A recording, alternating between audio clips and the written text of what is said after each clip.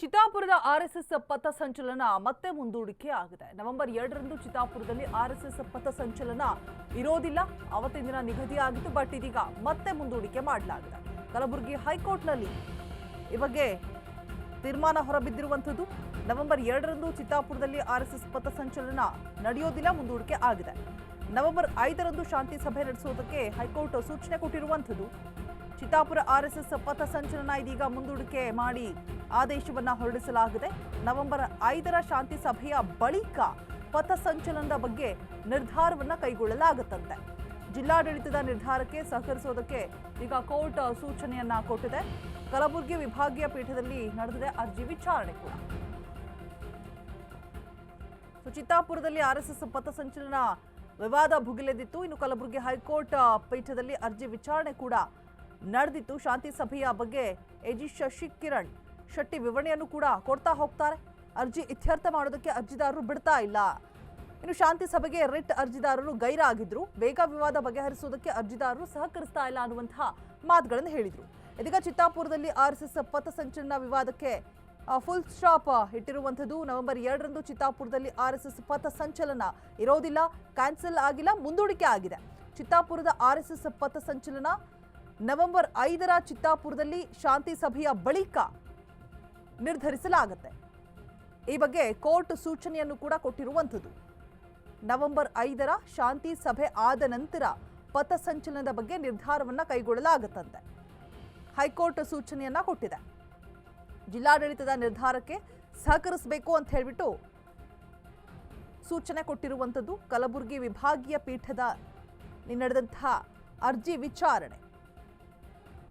RSS ಪಥಸಂಚಲನ ವಿವಾದ ವಿಚಾರವಾಗಿ ಇದೀಗ ಶಾಂತಿ ಸಭೆಯ ಬಗ್ಗೆ ಎಜಿ ಶಶಿಕಿರಣ್ ಶೆಟ್ಟಿ ವಿವರಣೆ ಕೊಟ್ಟಿದ್ದಾರೆ. ಅರ್ಜಿ ಇತ್ಯರ್ಥ ಮಾಡೋದಕ್ಕೆ ಅರ್ಜಿದಾರರು ಬಿಡ್ತಾ ಇಲ್ಲ. ಒಂದ್ ಕಡೆ ಮೊನ್ನೆ ಶಾಂತಿ ಸಭೆ ಕರೆದಿದ್ವಿ, ಅದಕ್ಕೂ ಕೂಡ ಸಹಕಾರ ಕೊಡಲಿಲ್ಲ. ಶಾಂತಿ ಸಭೆಗೆ ರಿಟ್ ಅರ್ಜಿದಾರರು ಗೈರಾಗಿದ್ರು. ಬೇಗ ವಿವಾದವನ್ನ ಬಗೆಹರಿಸಬೇಕು ಅಂತ ಹೇಳ್ಬಿಟ್ಟು ಅರ್ಜಿದಾರರು ಸಹಕರಿಸ್ತಾ ಇಲ್ಲ ಅಂತ ಹೇಳ್ಬಿಟ್ಟು ಹೇಳಿದ್ದಾರೆ. ಸೊ ಮತ್ತೆ ಮುಂದೂಡಿಕೆ ಆಗಿರುವಂಥದ್ದು ಪಥಸಂಚಲನ.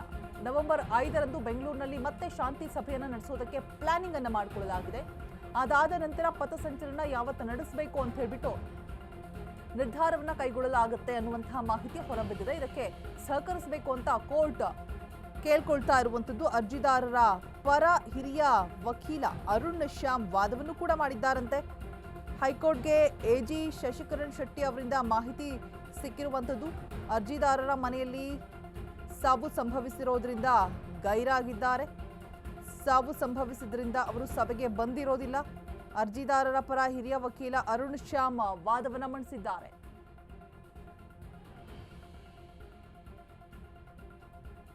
ಸೊ ನವೆಂಬರ್ 5ರಂದು ಶಾಂತಿ ಸಭೆ ನಡೆಸೋದಕ್ಕೆ ಇದೀಗ ಹೈಕೋರ್ಟ್ ನಿರ್ಧಾರವನ್ನ ತೆಗೆದುಕೊಂಡಿರುವಂಥದ್ದು. ಅದಾದ ನಂತರ ಪಥಸಂಚಲನಕ್ಕೆ ನಿರ್ಧಾರವನ್ನ ಕೈಗೊಳ್ಳಲಾಗುತ್ತೆ.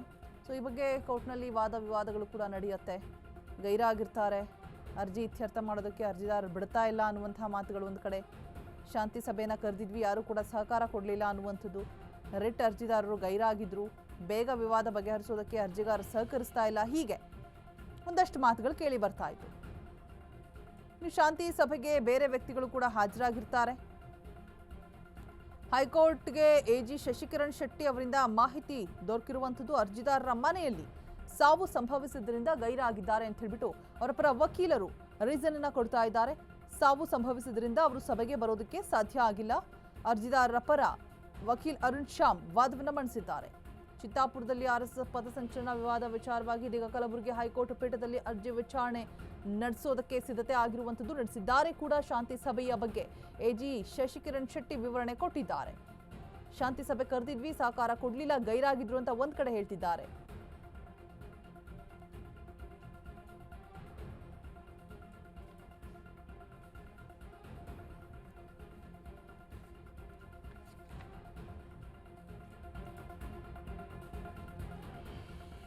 ಸೊ ಚಿತ್ತಾಪುರದ ಆರ್ಎಸ್ಎಸ್ ಪಥಸಂಚಲನ ಮತ್ತೆ ಮುಂದೂಡಿಕೆ ಆಗಿದೆ.